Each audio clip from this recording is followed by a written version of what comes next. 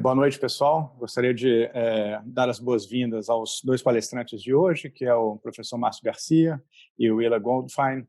É um prazer tê-los no nosso ciclo de seminários da PUC. Como a gente comentou na semana passada, o Departamento de Economia da PUC, seguindo a sua longa tradição de participação ativa com desenho de políticas públicas, resolveu organizar esse ciclo semanal de seminários relacionados à Covid-19, como uma forma de estruturarmos um pouco e contribuirmos para o debate econômico em torno dessas questões. Esse é um seminário que tem o objetivo de ser bastante abrangente, como as consequências e os desdobramentos da atual crise exigem.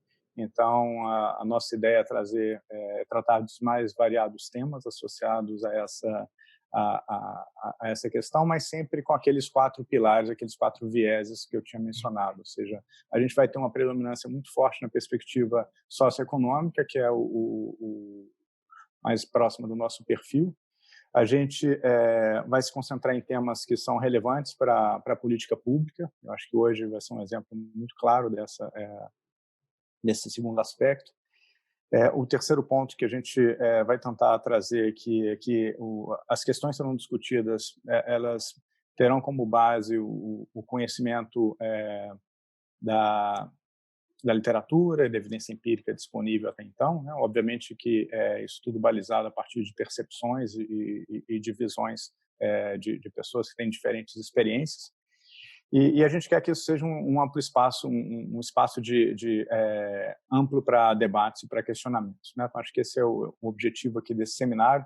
Então, como eu disse no início, é um prazer ter o Willa e o Márcio no painel aqui de hoje.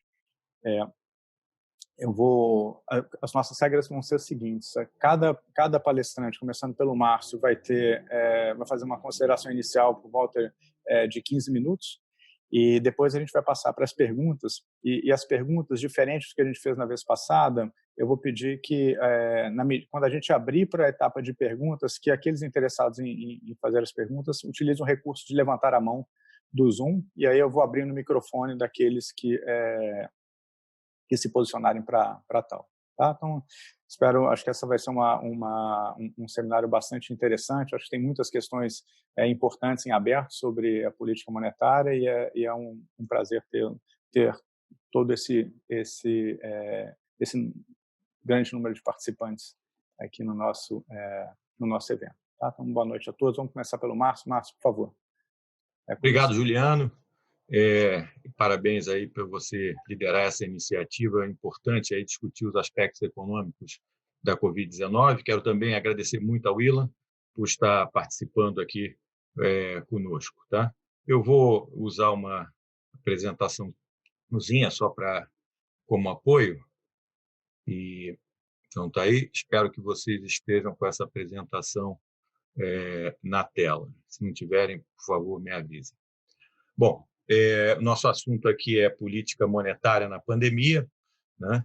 Eu gostaria de iniciar dizendo qual é o papel da política monetária e também da política fiscal nessa pandemia, né? Nós temos um evento, uma crise, que ela é necessariamente, apesar de duríssima, ela é necessariamente transitória, e o que nós queremos é mitigar os danos dessa crise, sobretudo os danos permanentes. Então, assim como no caso da saúde, a gente quer que tenha o menor número de mortes possível, também no caso da economia, a gente quer que, ao final da crise, empresas que hoje não conseguem funcionar porque não podem, né, porque não têm mão de obra, porque não podem operar, possam ter meios de chegar ao final da crise vivas, né, de tal forma que os efeitos dessa pandemia transitória não sejam permanentes, né?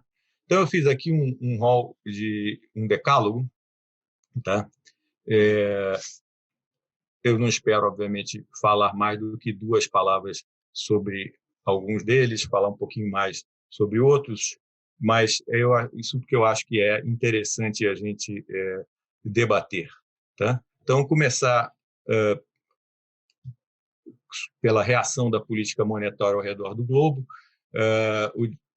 Semana passada eu estava num webinar do JP Morgan, estava estimando que cerca de 10% do PIB mundial será gasto em combate à pandemia por todos os países do mundo, né? Então, essa reação ela é absolutamente global e os países que podem mais estão fazendo mais, né?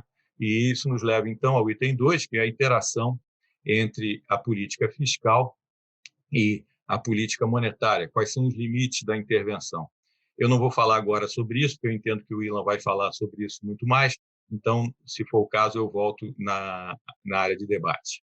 Vamos para o item 3, esse sim que vem tendo as manchetes no Brasil, né? Que tem a ver com quão rápido e quão intensa deve ser a queda de juros que o Banco Central está fazendo, né? Então, a discussão aqui é entre uma aplicação que eu chamei aqui do regime estrito de metas para a inflação versus esse regime de metas de inflação, inflation targeting, levando em consideração as condições financeiras.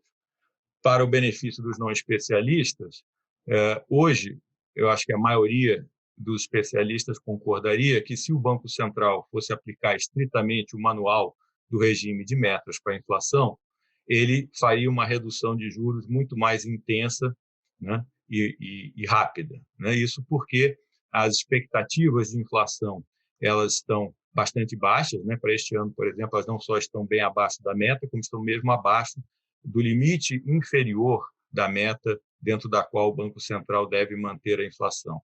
Então, ele teria condições de fazer uma redução bastante intensa. Por outro lado, né, você tem que levar em consideração que há esse importante tópico de condições financeiras. O que são essas condições financeiras? No final das contas, como eu disse, o que interessa é manter essas empresas vivas no final, até o final da crise. Então, você precisa que os fundos necessários para que essas empresas sobrevivam, né, cheguem até elas a uma taxa baixa, né, e em boas condições, né? No entanto, isso é bastante difícil de fazer e, dependendo das ações, você pode ter exatamente o contrário. Então, aqui, eu estou mostrando aqui a chamada estrutura termo da taxa de juros. Quer dizer, cada linha dessas, a azul, a vermelha, a amarela, representa um conjunto de taxas de juros que vigorou num determinado dia, tá? Então, no canto esquerdo, eu tenho as taxas mais curtas, de um dia, um mês. No canto direito, eu tenho as taxas mais longas, aquelas de vários anos, né? E essas curvas são geralmente, mas nem sempre, positivamente inclinadas, indicando que geralmente as taxas mais longas, elas são a taxa de juros é maior por ano, sempre falando, né? Então, no caso aqui, a curva azul era a curva que vigorava pouco antes da última reunião do Copom, em meados de março, né? Como se sabe, o Copom decidiu por reduzir a taxa de juros Selic em 50 pontos, né? Reduziu de 4,25 para 3,75, onde ela está hoje. Isso se vê aqui no canto inferior esquerdo, né? Que a curva vermelha está abaixo da curva azul, né? Mas você vê que para os vértices superiores a um ano, em geral, você teve um aumento, ou seja, isso impacta no custo dos fundos para as empresas. Então, uma interpretação é que aquela medida do Banco Central não foi muito bem recebida pelo mercado, né? Qual é o temor? O temor é que, se você tiver um juro baixo demais para as condições fiscais que estão, obviamente, se deteriorando bastante, né, você provoque mais fuga de capital, a corrida para ativos reais, e isso acabe deteriorando as próprias condições financeiras que você quer afrouxar com a redução de juros. Ou seja, basicamente, o tiro sair pela culatra. Desde então, as condições melhoraram. Essa curva amarela é a curva de segunda-feira. Eu agradeço aqui ao Zé Carlos por ter me passado isso. E você vê que, de fato, todos os vértices diminuíram. A questão, portanto, na próxima reunião do Copom, agora no início de maio, o que ocorreria dependendo do que o Banco Central fizer, né? Essa curva amarela vai baixar, como foi o caso da azul para a amarela, ou ela vai subir, como foi o caso da vermelha para a azul? Tá? Então, essas são as questões aí que estão tomando aí o debate, né? Falei aqui um pouco dos canais de transmissão. O item 5, limites para baixa de juros e velocidade da queda. Eu entendo que o Ilan também vai falar sobre isso. E aqui eu queria só mencionar algo que eu aprendi com o saudoso professor Dionísio Dias Carneiro, quando eu fiz a disciplina dele de política creditícia e bancária, que era o princípio de Brainerd, da incerteza multiplicativa, né? E a ideia é que quando você sabe pouco, e a gente sabe pouco, efetivamente, a gente não sabe qual vai ser a reação dos mercados a uma eventual redução mais abrupta da taxa de juros, a gente faz pouco, né? E com isso, talvez a gente até construa as condições para ir mais longe. Mas a gente vai ter oportunidade de voltar a debater isso. Item 6 aqui, eficácia e eficiência das medidas tomadas pelo Tesouro Nacional e pelo Banco Central. Então, as medidas fiscais, essa distribuição de R$ 600 ou 1.200 para os mais humildes, né? Esse programa de pagamento das folhas de empréstimo para o pagamento das folhas de pagamento e várias outras iniciativas, elas somam hoje pouco mais de 200 bilhões de dólares, né? Se você somar todas as outras coisas, diferimentos e tal, chega de dólares, eu falei, foi totalmente reais, perdão. Talvez pelo dólar ter chegado a 5,50, estou com o dólar aqui na cabeça, mas enfim, são reais. Então, 200 bilhões de reais. E se você somar todas as outras medidas, diferimentos e tal, você chega a quase 1 trilhão, que é o número que o Paulo Guedes gosta de propagandear, né? Por outro lado, o Banco Central ele vem tomando diversas medidas, basicamente tentando fazer com que os recursos cheguem na ponta para serem, então, utilizados por firmas e famílias nessa travessia da crise, né? Então, além de cuidar da estabilidade do sistema financeiro, o Banco Central tomou medidas para liberar capital, diminuir a exigência de capital, ou seja, possibilitando que os bancos que precisam disso possam se alavancar mais, e, além disso, deu aos bancos os recursos, ou devolveu aos bancos os recursos que eles precisariam para fazer novos empréstimos, fazendo 2 rodadas de devolução de compulsório para os bancos, também acho que as 2 somando também mais de 200 bilhões de reais. Então, isso resolveu o problema, né? Não, infelizmente não resolveu, né? Não resolveu por quê? Isso tem a ver com uma necessidade de entendimento do que é o negócio bancário. O negócio bancário ele envolve vários riscos. O principal risco dele, esse risco de crédito, aí, é o risco de o devedor, não pagar ao banco o que ele tomou. E hoje, com essa crise, esse risco aumentou terrivelmente. A gente não sabe quão dura vai ser a crise, a gente não sabe quem, ao final da crise, vai estar apto a pagar aos bancos. Então, quando isso acontece, obviamente, os bancos tendem a emprestar, exigir um prêmio maior para emprestar, ou seja, cobrar mais caro e dar um volume menor de empréstimos. Isso a gente chama aí de empossamento de liquidez, né? Porque a liquidez que foi dada pelo Banco Central fica parada nos bancos, né? Mas essa ação natural dos bancos ela é exatamente o oposto do que se precisa para combater a crise. A gente precisa de crédito mais farto e crédito mais barato, tá? Então, como fazer isso, né? É isso que o Banco Central, com as suas medidas, está tentando obter. Vai conseguir? Não sei. Eu temo que as medidas não vão ser suficientes. Eu temo que vai ser necessário que haja uma interveniência maior do governo no sentido de assumir o risco de crédito, né? Isso já foi feito em outras ocasiões, aqui no exterior. E, por exemplo, nos Estados Unidos, em 2008, deu até lucro, né? Porque, quando passada a crise, você comprou muito barato e aquilo efetivamente acabou dando lucro para o governo, né? O item 8, Operação Twist, também tem a ver com a estrutura a termo. Vamos voltar ali ao gráfico, né? A ideia aqui da Operação Twist é você torcer esta curva de juros que aparece aqui na tela, né? A ideia é que então, você está elevando as condições de maiores riscos, elevaram os vértices longos, né? O que está à direita, no alto da curva aqui, tá? Então, a ideia é você reduzir isso. E isso é feito com o Banco Central comprando esses títulos, tá? Porque quando o Banco Central compra títulos, o preço dos títulos sobe, ou seja, a taxa de retorno desses títulos, a taxa de juros aqui, ela vai tender a cair, que é isso que ele quer fazer, provendo, então, financiamento mais barato, porque são os vértices mais longos que interessam para o financiamento das empresas. Tá? Essa é uma operação que já foi tentada várias vezes, nos Estados Unidos desde a década de 60, os resultados são controversos. A ideia é que pode vir a dar certo na medida em que você tiver um prêmio de liquidez, e aí, quando o Banco Central entra comprando, isso melhora as condições, pelo menos por algum tempo. Né? Naturalmente, o risco de crédito é outra coisa, isso aí a gente vai ter oportunidade de discutir.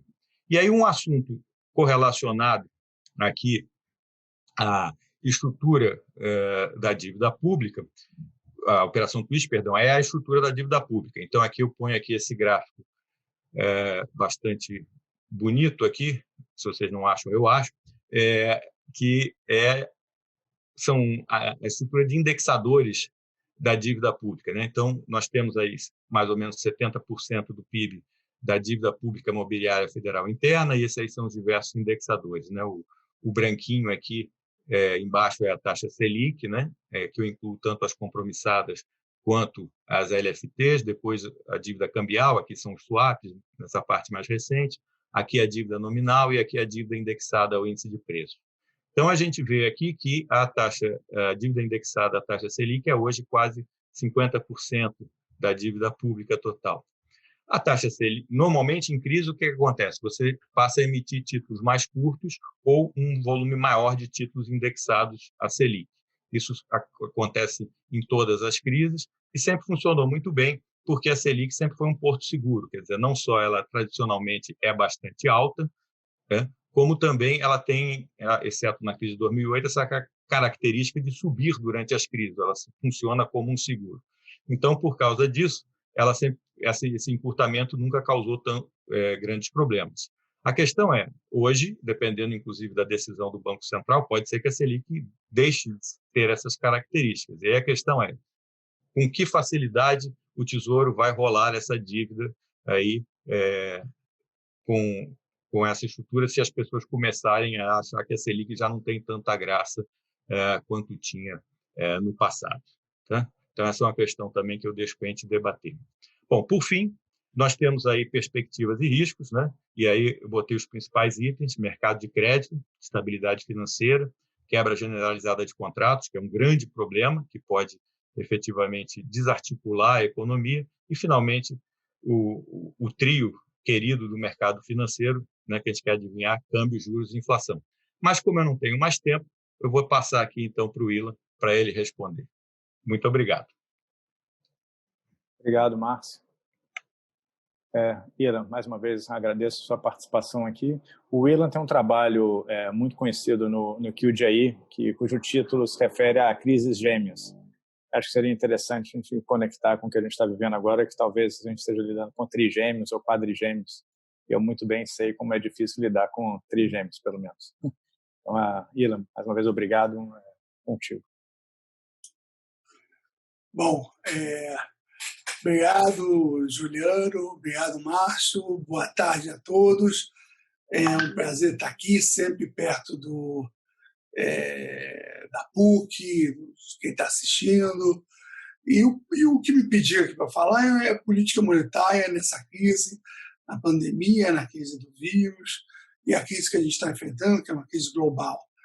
Eu quero começar com a observação que essa crise ela é uma das crises mais intensas que tem, que já tivemos nos últimos anos. Acho que ela vai passar a crise de 2008, ela deve passar a recessão de 2014 e 2015 que a gente teve, porque basicamente nós temos uma pandemia que obriga todo mundo, a única solução para poder reduzir o impacto desse vírus você se isolar, e o isolamento significa que uma boa parte da economia, da oferta da economia, ela ela tem que ficar em casa, ou seja, a oferta para de produzir e, portanto, parando de produzir, ela acaba gerando uma queda profunda aí de atividade. E o papel da política econômica, de uma forma geral, assim como eu entendo, é tentar, de alguma forma, a gente reduzir o impacto, mitigar o impacto dessa crise, permitir que pessoas que não têm recursos para atravessar essa crise consigam atravessar, deixar que as empresas sobrevivam, ou seja, conseguir que elas cheguem na outra margem da crise para poder, na época da recuperação, quando a gente sair, a gente ter o produto potencial maior para isso. E a pergunta que eu acho que é o central nessa apresentação é qual é o papel da política monetária nessa pandemia? Porque a política fiscal me parece um pouco clara. Você tem recursos fiscais que têm que ser usados hoje, com custo que talvez você não tenha o espaço fiscal que você gostaria. Você está com dívida bruta 70 e tantos, perto de 80, e você vai precisar lidar com uma queda de PIB e o aumento dos gastos esse ano deve ser elevado. Então, a dívida vai subir. E não tem muito espaço. Então, o que você faz? Será que tudo que você precisa gastar esse ano cabe na dívida que você vai ter que financiar lá no futuro? Porque nós todos sabemos que o gasto de hoje, no presente, é pago no futuro através de impostos, através de alguma forma do meu, do seu, de todos nós, no futuro. Então, é um pagamento no futuro, no presente. Mas, dada essa restrição, dada essa dificuldade, muita gente começa a se perguntar se a política monetária não teria uma solução mais fácil. Afinal, será que não tem como mitigar, dar suporte para a economia sem precisar usar tudo na política fiscal? Será que a política monetária é uma solução que pode fugir a isso? E a resposta que eu quero colocar aqui é que, infelizmente, não temos almoço grátis, freelance, nem na política monetária. Eu vou dizer que o que a política monetária pode fazer é talvez facilitar o endividamento, tornar o endividamento mais curto, como o Márcio colocou, um encurtamento, talvez fazer com que a dívida do Banco Central pareça melhor do que a dívida do Tesouro, mas as duas são dívidas do governo.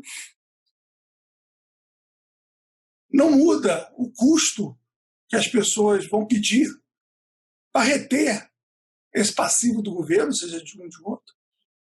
Portanto, o ponto principal que eu quero fazer aqui é que há muito que o Banco Central pode fazer, mas não é no Banco Central que você vai criar recursos do nada. E aqui eu quero um pouco lidar com algumas falácias que existem e que talvez valesse a pena a gente colocar no momento. Então, o primeiro ponto que se coloca, mas o Banco Central não pode emitir dinheiro?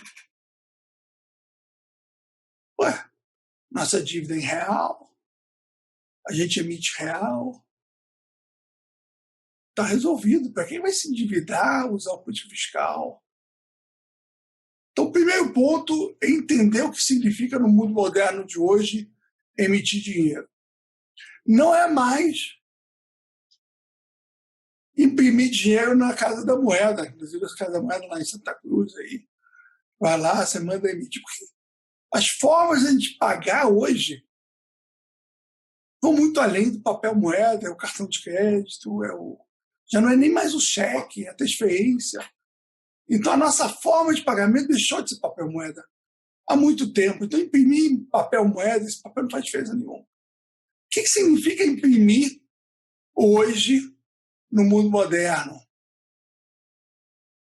No fundo, significa o Banco Central, na hora que ele estiver comprando algum título de alguma empresa, que hoje não pode, mas vamos supor que fosse. Normalmente o Banco Central compra um título de uma instituição financeira, ou se ele for dar um empréstimo com alguém, ele paga com o que a gente chama das reservas bancárias, são o pagamento com passivo do Banco Central. Ele diz assim, eu te devo esse dinheiro que está lá, está aqui no meu balanço, no meu passivo. Se um dia você precisar transferir esse dinheiro para um outro banco, para um outro lugar, você pode usar. Na maioria dos países, esses depósitos pagam uma taxa. Fed, na Europa, essa taxa qual é? É a taxa básica. Costuma ser a taxa básica, mais ou menos. E no Brasil seria o quê? Seria a taxa Selic. Então, quando o Banco Central emite moeda, ele está emitindo um passivo cuja taxa qual é? A Selic. E qual é a taxa da nossa dívida pública quando ela está indexada a Selic, aquela parte branca do gráfico do Márcio? O custo é Selic. Então, a emissão monetária no mundo de hoje é um passivo, é uma dívida do Banco Central, que tem o mesmo custo de uma dívida do Tesouro indexada à taxa de um dia. No Brasil, a gente inventou algumas coisas diferentes. Por exemplo, nós usamos poucos depósitos. Voluntários não existem. Depósito compulsório, a maior parte paga a Selic. Mas a grande forma de você criar dinheiro no Brasil hoje é o que a gente chama das operações compromissadas. A forma de você ter um passivo é você ter esse passivo até, às vezes, as operações compromissadas, que nada mais é do que um passivo do Banco Central todo dia. E adivinha quanto você paga por esse passivo? A taxa Selic. Então, mesmo que a gente tenha inventado uma nova forma de emissão monetária no Brasil, ela é um passivo, ela é uma dívida. E é uma dívida que paga a mesma coisa que o Tesouro paga para prazos muito curtos.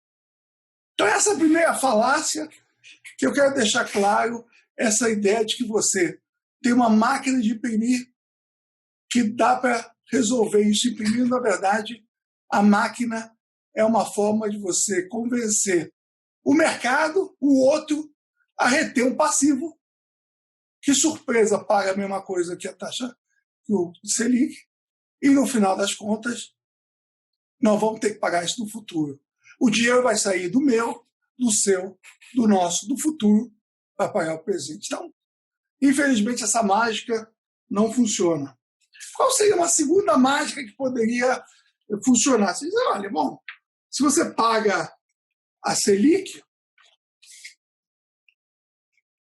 baixa a Selic. Não é você que determina a Selic. Então, vamos fazer a Selic a zero. Continua sendo passivo, né? Você vai ter que devolver esse dinheiro, as pessoas vão usar, mas vamos minimizar esse custo, vamos fazer tudo a zero. Aqui temos um problema. Porque as pessoas que retêm o passivo, seja do Banco Central, seja do Tesouro, somos nós. É uma parcela que está na mão de estrangeiro muito pequena. Então, nós devemos para nós mesmos. Ou seja, nós, governo, deve para nós, cidadãos, para pagar no futuro uma dívida que é ou do Banco Central ou uma dívida do governo. Uma parte paga um juro maior, que é mais longo, ou um juro de Selic. Então, que na baixa para um juro bem menor. O problema é que você tem que cuidar de um equilíbrio sempre, do equilíbrio interno e externo. E uma das equações que fazem a nossa taxa de juros ter uma restrição é que o que a gente paga na nossa dívida, ela tem que ter relação numa economia aberta, ou seja, se você deixar as pessoas a opção de pagar aqui ou pagar lá, elas têm que pagar aqui dentro o que elas recebem lá fora por um ativo, digamos, em dólar, do Tesouro Americano, mais o risco Brasil. E mais, obviamente, taxa de depreciação, o que vai variar o câmbio daqui para lá. Mas, no fundo, você tem que convencer a todos nós que, em vez de levar o dinheiro e investir lá fora, no Brasil, você pode investir aqui a uma taxa que remunera o que você quer no teu ativo doméstico, mais o risco Brasil, mais o que você acredita que vai ter uma depreciação. Essa equação vai valer independente do que você pensar, do que você achar que vai ser uma inflação, do que a gente gostaria de estimular, ela tem que valer. Portanto, quando nós estamos fazendo num regime de metas de inflação, que é uma simplificação do que a gente determina em termos do nosso equilíbrio interno e externo, é que a gente determina a taxa de juros, que é uma taxa Selic, que ela tenta equilibrar internamente, ela tenta ver que você tem uma inflação baixa e que essa inflação baixa esteja consistente com uma atividade que converge para o pleno emprego, mas ela tem que, ao mesmo tempo, respeitar a outra equação. Vamos supor que você acha que, pelas condições internas, nos próximos meses a inflação está muito baixa, que a atividade vai ficar muito baixa e que o juro de equilíbrio internamente seria um juro bem mais baixo do que hoje.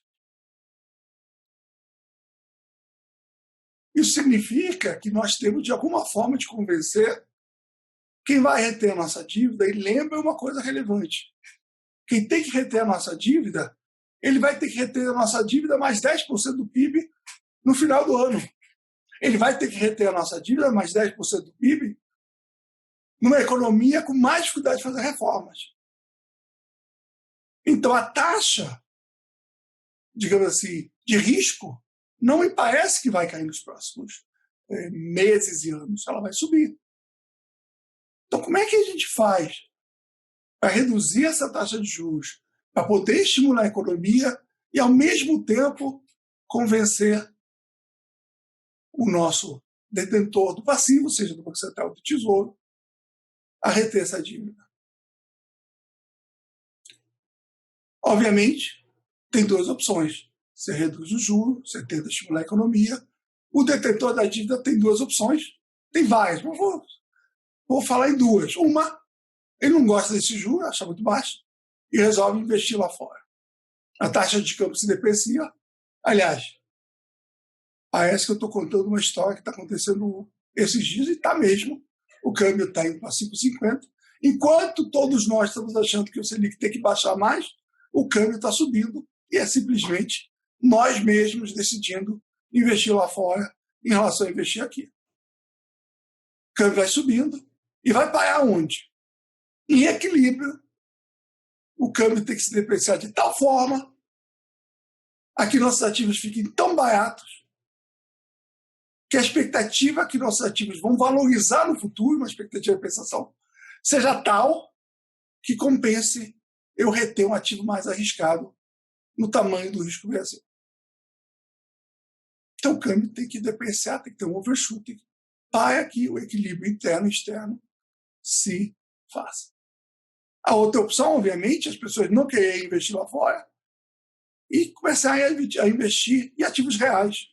Eu vou comprar isso, vou comprar aquilo, não quero mais, esse ativo não vale a pena, não quero mais financiar o governo, eu quero comprar ativos reais. Mas aí, no final das contas, através do efeito riqueza, através da compra de bens, a inflação sobe. Se a inflação sobe, acabou o espaço para reduzir a Selic no regime direto de inflação. Também pode acabar o espaço se a depreciação levar à inflação também. E aí volta ao espaço que se acabou. Mas eu acho que tanto a inflação quanto o repasse, no curtíssimo prazo, não devem afetar nos próximos meses. É algo que vai nos afetar mais lá na frente, talvez a partir do ano que vem.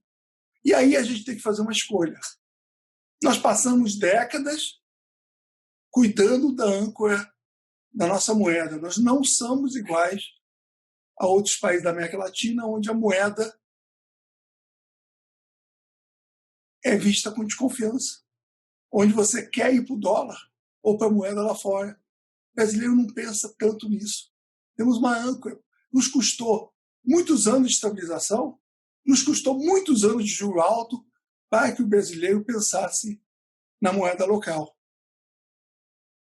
E nós ignorarmos uma restrição externa nesse momento, deixar uma depreciação levar a um overshooting, pode ser um equilíbrio, mas também pode levar a uma desancoragem se não for feito com cautela. E se não for feito com cautela, você pode ter uma fuga da nossa dívida, do nosso passivo, perder a credibilidade do passivo do Banco Central, perder talvez a credibilidade do passivo do Tesouro, o juros ser mais alto e a curva que o Márcio mostrou, a curva mais longa, empinar. Porque as pessoas olham para frente e dizem: não estou gostando desse equilíbrio, o juro lá na frente é mais alto. E aí a economia que você gostaria de estimular, você acaba não estimulando. Então, existe uma saída? Existe. Ela é fina, ela tem que ser feita com cautela e ao longo do tempo nós não somos ainda um país avançado do estilo do FED e do estilo da Europa, onde nós temos todo o espaço do mundo para estimular até o limite do possível. Nós aqui, por mais bem-sucedido que tenha sido os últimos anos, inclusive o Banco Central, tenho orgulho de ter participado, nós ainda não chegamos à mesma condição de um Banco Central avançado e, portanto, a restrição externa, a necessidade que alguém retenha a nossa dívida, nos coloca um limite do que é possível.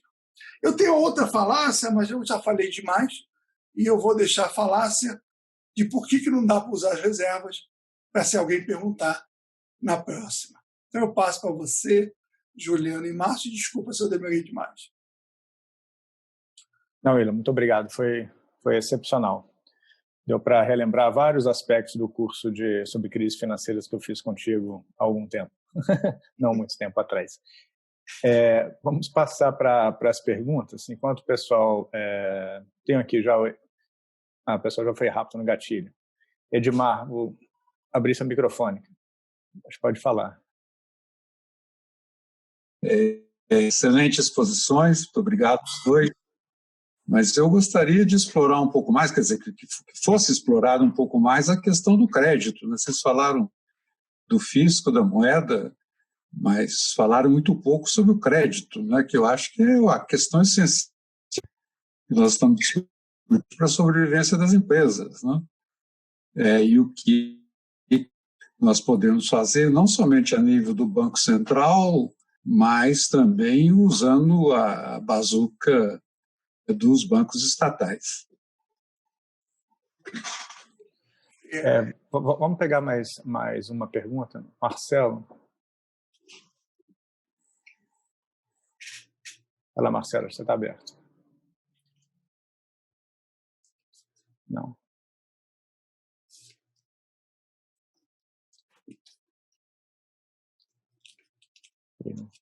Está funcionando. Juliano, você quer que a gente responda enquanto você está Marcelo, vendo? Isso. Marcelo, acho que abriu. Não, eu respondi, eu apertei sem querer, Juliano. Você apertou sem querer? Então tá bom. Então eu vou fazer a pergunta então que o William psicografou aqui sobre e as reservas. Então deixa eu começar, Márcia. Quer começa? Começa, Márcia. O que você acha? Bom, o Márcio está no mudo, então imagino que tem que ser... Pode falar, Ilan, pode falar.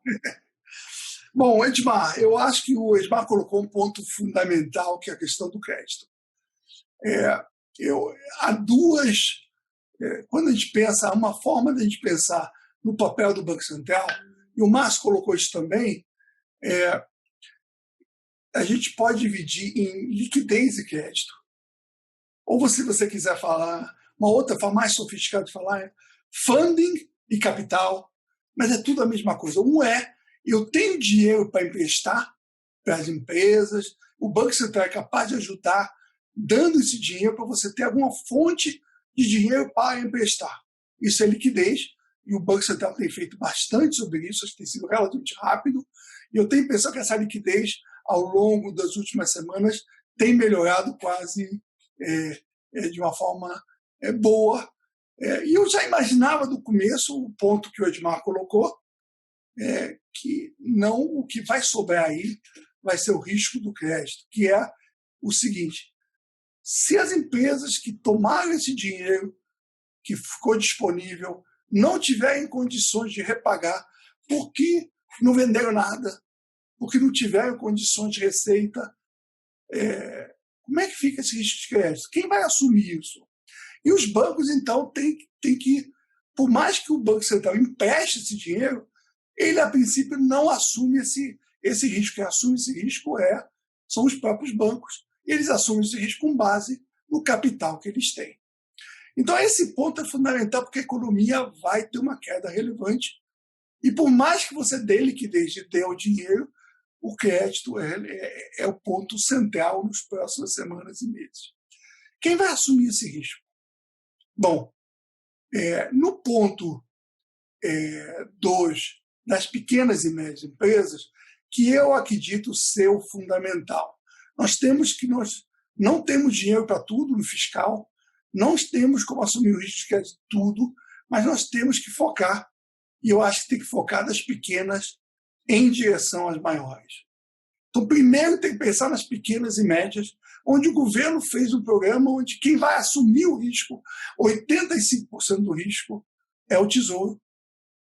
15% dos riscos vão ser os bancos, que são o canal, a capilaridade, onde você consegue chegar através dos maiores bancos nas pequenas e médias empresas. São clientes dos bancos, mas o risco de crédito é tomado pelo Tesouro Nacional.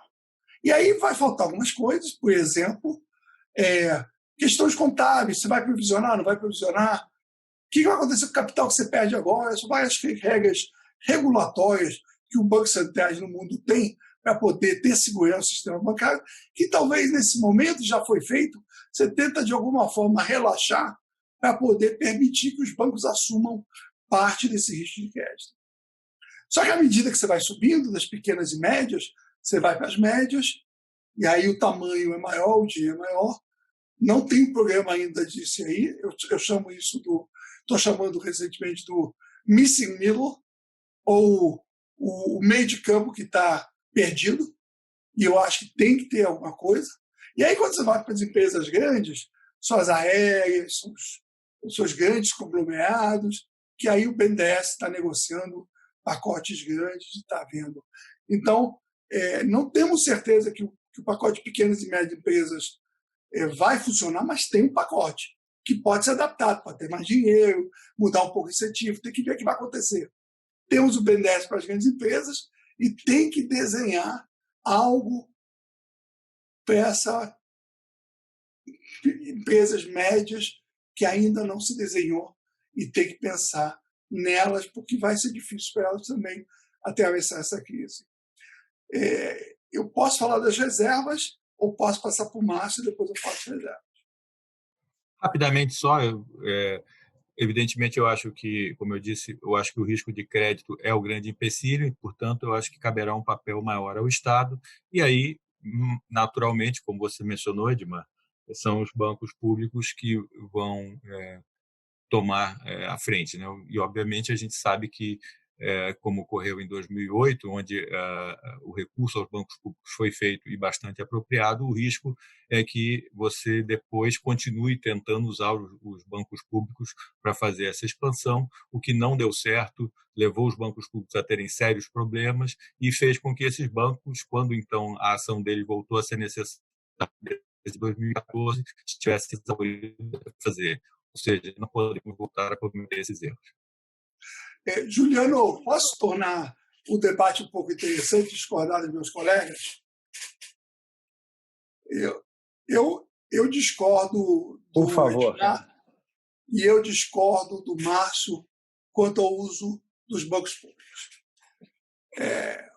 O uso de banco público, basicamente, o que é? É você dizer, banco público, tome você o risco de crédito, e, no final das contas, o que é um banco público tomar risco de crédito?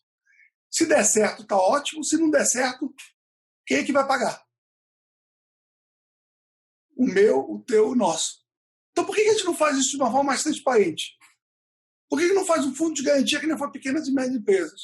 Por que não tira do primário de uma forma explícita?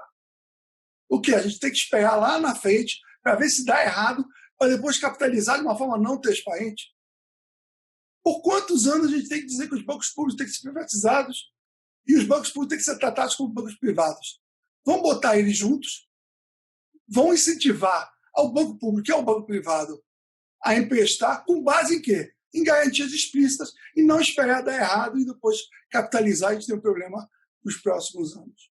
Então, eu concordo com o Edmar, eu concordo com o Márcio que o crédito é o ponto fundamental dessa crise em termos de papel do Banco Central, mas eu não acho que bancos públicos deveriam ser usados nesse momento, porque eles acabam sendo usados de forma pouco transparente.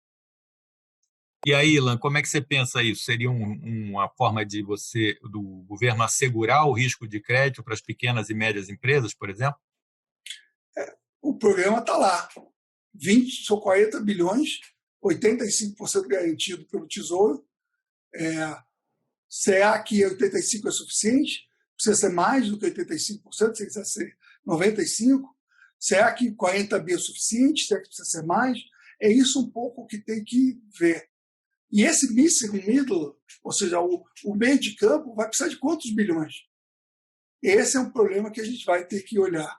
E, obviamente, se der tudo certo, você não precisou usar o fundo garantidor, o dinheiro volta.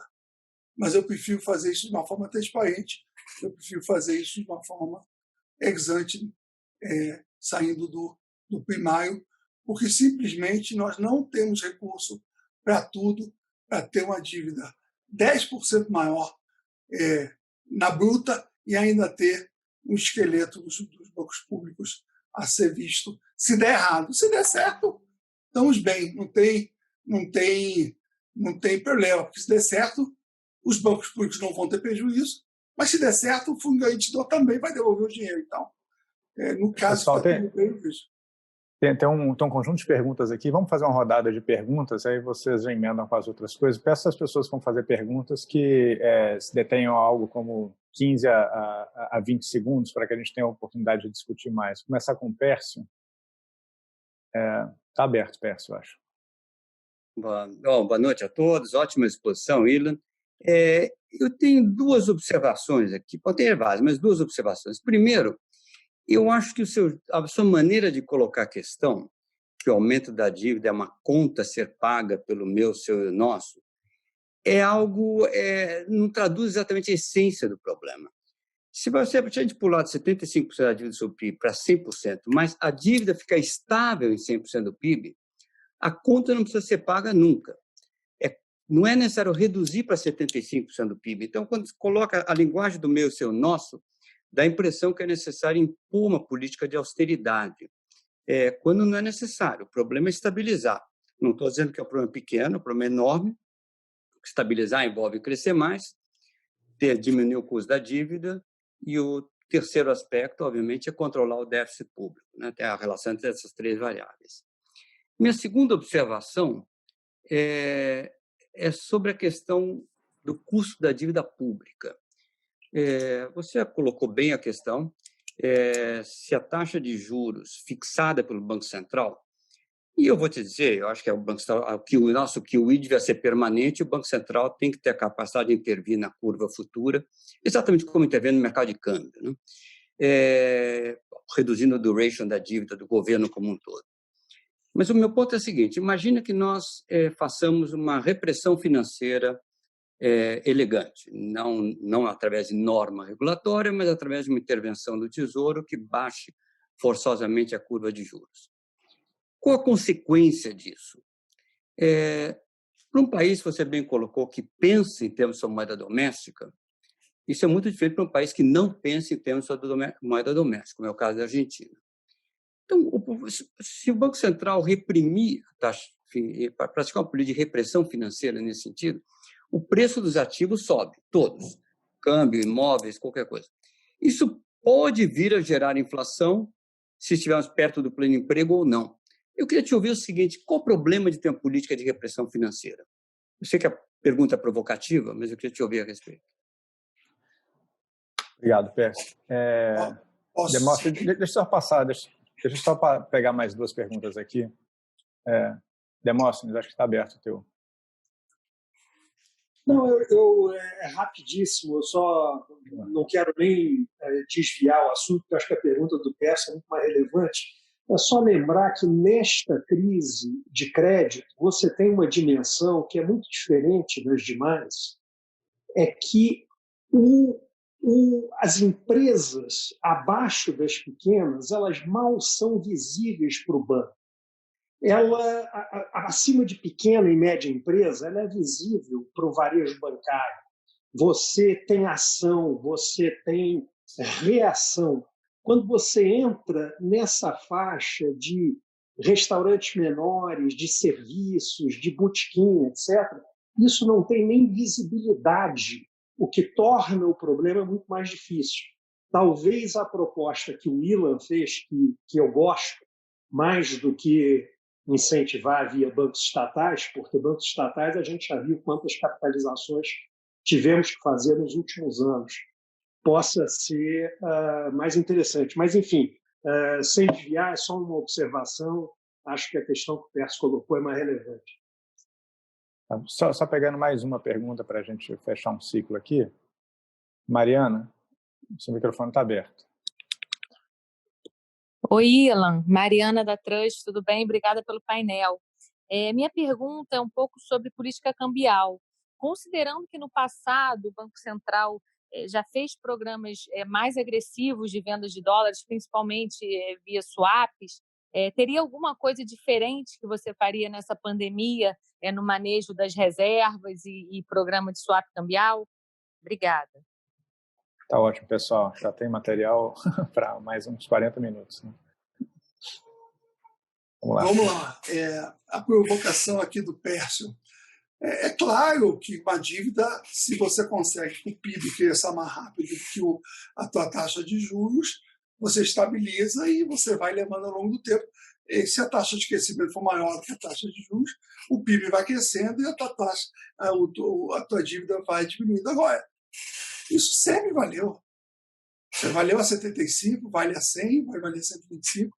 A pergunta é se a gente consegue fazer isso a 100 versus a 75. Está claro que a 100 a tua taxa provavelmente vai ser maior do que a 75. Eu acho que nós deveríamos passar para a sociedade a ideia de que uma dívida a 100% ela é mais difícil de carregar do que uma de 75. Aliás, nós passamos os últimos anos tentando fazer algo contra o instinto desse país. O instinto desse país é gastar mais.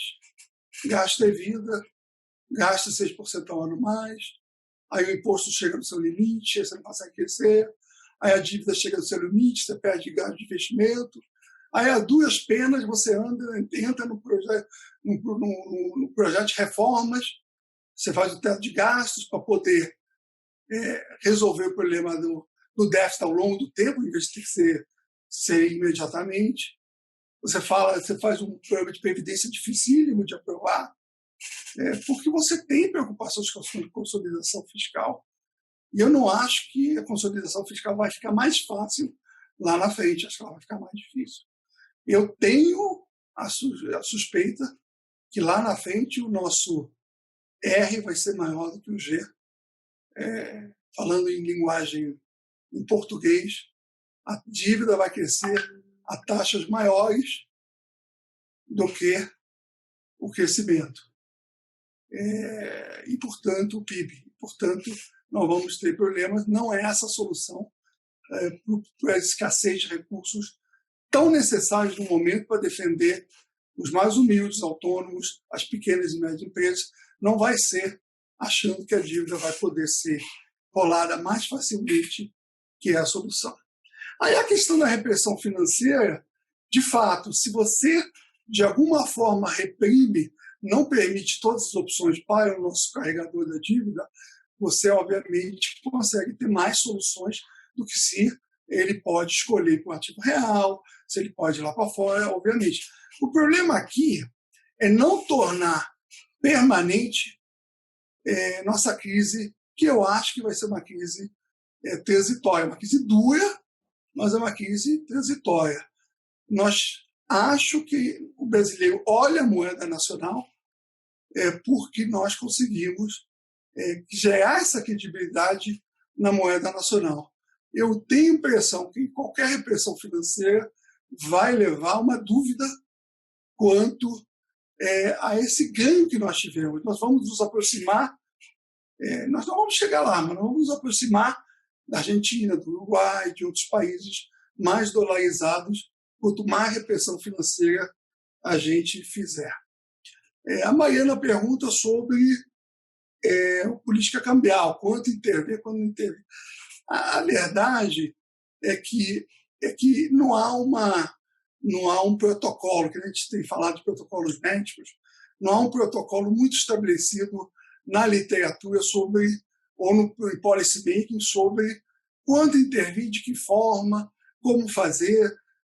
O que eu sei é o seguinte, na medida em que nós estamos num período como hoje, com os juros caindo, em um mundo mais incerto, nós vamos ter juros menores, câmbio mais depreciado, e as reservas vão acabar caindo ao longo do tempo.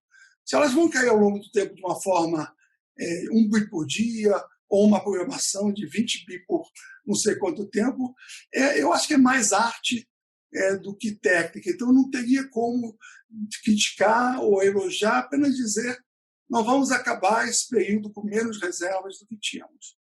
E aí, a pergunta que eu queria colocar é por que não usar o dinheiro das reservas para gastar em recursos tão escassos e tão necessários nesse momento da crise?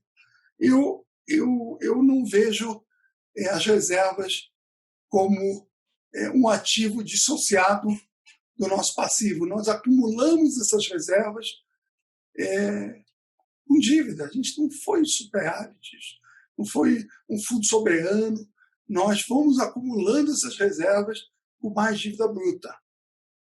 Nós podemos tentar ficar só com a dívida e não ter ativo.